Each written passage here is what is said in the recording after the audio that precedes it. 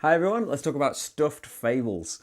So originally, I heard there was another game coming from the designer of Mice and Mystics. And I thought, that sounds nice, but Mice and Mystics we never really gave a go. I'd heard people mention Rado, for example, that very very nice idea, but ultimately the game was a lot of just dice, just roll to resolve combat.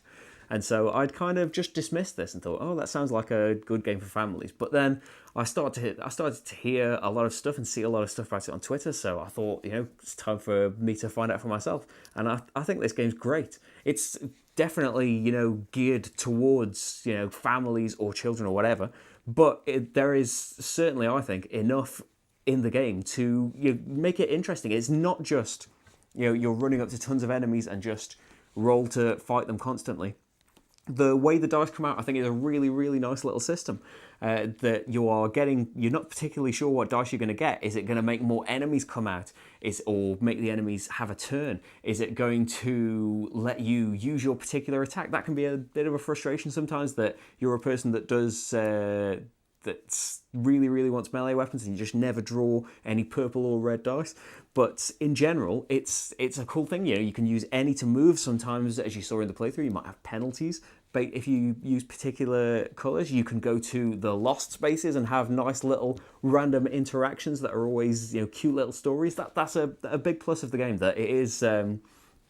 certainly, a Toy Story-esque thing, but it's a really well-written, nice little story, and just giving it that charm right from the beginning, that you are your toys that have come to life that need to rescue. The first story, just anyway, I'm talking about, that are venturing into the world under the bed to rescue a little girl's blanket. It's just a charming little story that's filled with lots of extra little bits.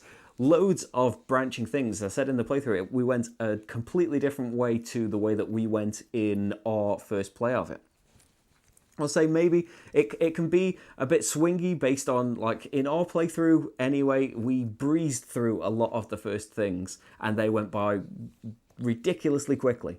But I'd say that, the earlier scenarios are easier because it is teaching the game bit by bit. So if you're more experienced in games, they might... It doesn't really show you everything that you've got right from the beginning. It is trying to teach you parts of the game. And if you get lucky with rolls, or if black dice don't come out, for example, you might not even get enemies in those early ones like we didn't. So I'm kind of glad in the playthrough that it went wrong and we listened to that turtle's tale and we actually got to see some combat and stuff.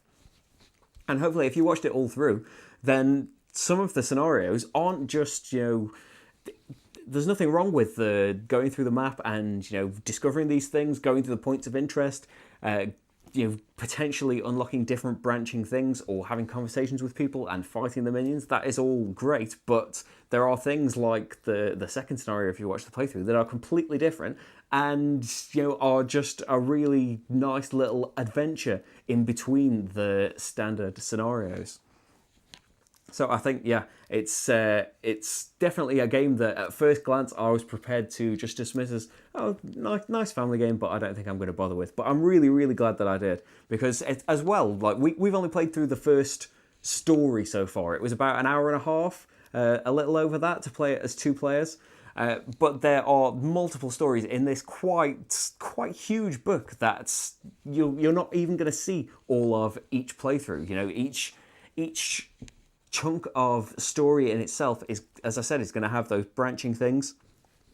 I think it's a really nice touch. It's great, I think, for beginners, that it is teaching you the game bit by bit at the start. It's a really lovely little touch having the QR codes right there in the book, and you could go straight to Rodney Smith to have the rules explained to you as you're playing, or you can just flip to that page in the rulebook, of course. But it really does a good job of, you could just lay the book out and it will lay out the rules for you. You don't even particularly need to read any of the rulebook. Even the setup stuff is in the very first adventure for your first story, telling you what you need to do there. And just the stuff that we've unlocked through this first story, I'm really excited to see what happens with the rest of this discovery deck. That's another little nice touch, that there are story related things in here. It gives you instructions of how to reconstruct the deck after you have played through and maybe you want to reset and go through a different way.